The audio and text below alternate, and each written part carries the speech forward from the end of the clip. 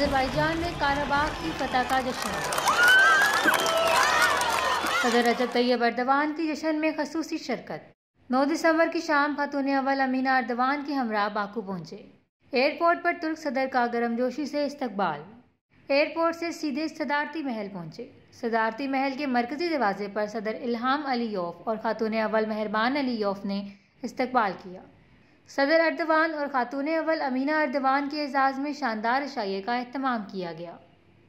10 دسمبر کی صبح سب سے پہلے آذربائیجان کے بانی حیدر علیوف کی یادگار پر حاضری دی۔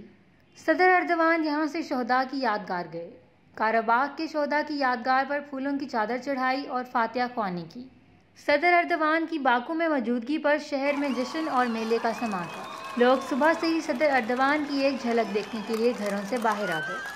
صدارتی محل سے پریڈ گراؤنڈ تک کئی کلومیٹر طویل سڑک کے دونوں کناروں پر عوام کا جمع افیل تھا۔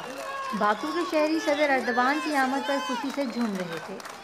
جب صدر ایردوان کا قافلہ صدارتی محل سے نکل کر پریڈ گراؤنڈ کی طرف چلا تو سڑک کے دونوں طرف لاکھوں لوگوں نے استقبال کیا۔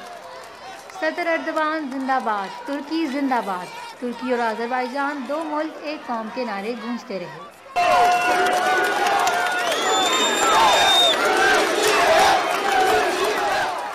صدر ایردوان نے گاڑی میں بیٹھے بیٹھے لوگوں کے نعروں کا جواب دیا اور انہیں دیکھ کر ہاتھ ہلایا۔ پریڈ گراؤنڈ پہنچنے پر صدر ایردوان کو گارڈ آف آنر پیش کیا گیا۔ آذربائیجان کی فوج کے چاق و چوبند فوجی دستے نے سلامی دی۔ صدر ایردوان نے ملٹری پریڈ شروع ہونے سے پہلے خطاب کیا۔ آذربائیجان کو قراباغ کی شاندار فتح پر مبارکباد دی۔ شہید فوجیوں کی شجاعت اور بہادری کو سراہا اور غازیوں کو خراج تحسین پیش کیا۔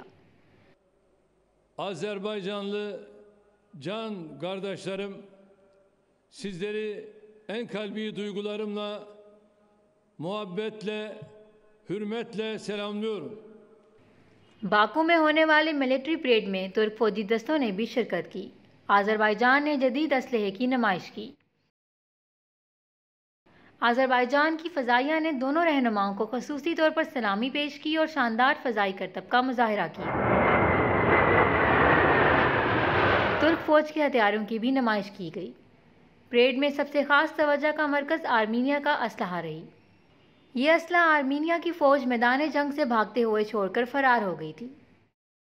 ملٹری پریڈ کے بعد صدر ایردوان اور صدر الہام علیوف کے درمیان 1 to 1 ملاقات ہوئی۔ صدر ایردوان نے آذربائیجان کی مکمل حمایت جاری رکھنے کا اعلان کیا۔ صدر الہام علیوف نے جنگ میں ترکی کی حمایت کا خصوصی طور پر شکریہ ادا کیا۔ 1 to 1 ملاقات کے بعد دونوں ملکوں کے درمیان مختلف معاہدوں پر دستخط ہوئے۔ آذربائیجان اور ترکی کی مختلف وزارتوں اور نجی شعبے کے درمیان تجارت کو فروغ دینے کے کئی معاہدے طے پائے۔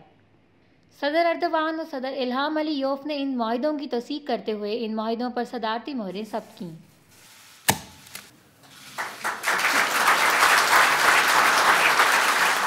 صدر ایردوان اور خاتون اول امینا ایردوان کے اعزاز میں الوداعی عشائیہ صدارتی محل میں دیا گیا۔ اس میں صدر الہام علیوف اور ان کی اہلیہ مہربان علیوف نے شرکت کی۔